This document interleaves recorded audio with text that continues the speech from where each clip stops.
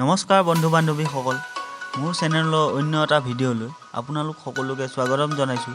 লগতে সাধাৰণ জ্ঞানৰ প্ৰশ্ন উত্তৰবোৰ পাই থাকিবলৈ চেনেলটো ছাবস্ক্ৰাইব কৰিবলৈ নাপাহৰিব। ধন্যবাদ। ১ নম্বৰ প্ৰশ্নটো হৈছে, হাতীৰ দাঁতৰ অলংকাৰ তৈয়াৰ কৰা কাৰখানা ক'ত অৱস্থিত? ইয়াৰ উত্তৰটো হৈছে হাতীৰ দাঁতৰ অলংকাৰ তৈয়াৰ কৰা কাৰখানাটো বৰপেটাত অৱস্থিত।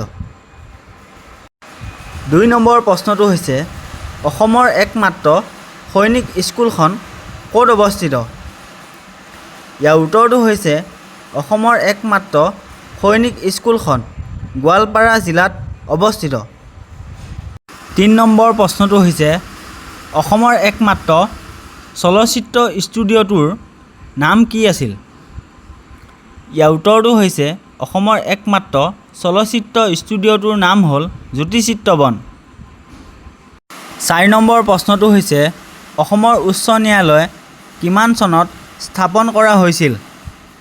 ইয়াৰ উত্তৰটো হৈছে অসমৰ উচ্চ ন্যায়ালয় ১৯৪৮ চনত স্থাপন কৰা হৈছিল। ৫ নম্বৰ প্ৰশ্নটো হৈছে, অসমৰ প্ৰথম হাইস্কুলখনৰ নাম কি আছিল? ইয়াৰ উত্তৰটো হৈছে অসমৰ প্ৰথম হাইস্কুলখনৰ নাম হ'ল কটন কলেজিয়েট। ৬ নম্বৰ প্ৰশ্নটো হৈছে, শৰাইঘাট দলঙৰ কোনে মুকলি কৰিছিল? ইয়াৰ উত্তৰটো হৈছে শৰাইঘাট দলঙৰ জৱাহৰলাল নেহৰুৱে মুকলি কৰিছিল। ৭ নম্বৰ প্ৰশ্নটো হৈছে, গুৱাহাটী বিশ্ববিদ্যালয়ৰ প্ৰথম উপাচাৰ্যজনৰ নাম কি আছিল?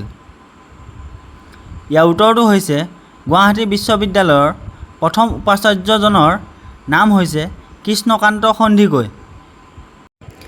৮ নম্বৰ প্ৰশ্নটো হৈছে, অসমত আলফা সংগঠন কিমান চনত গঠন হৈছিল?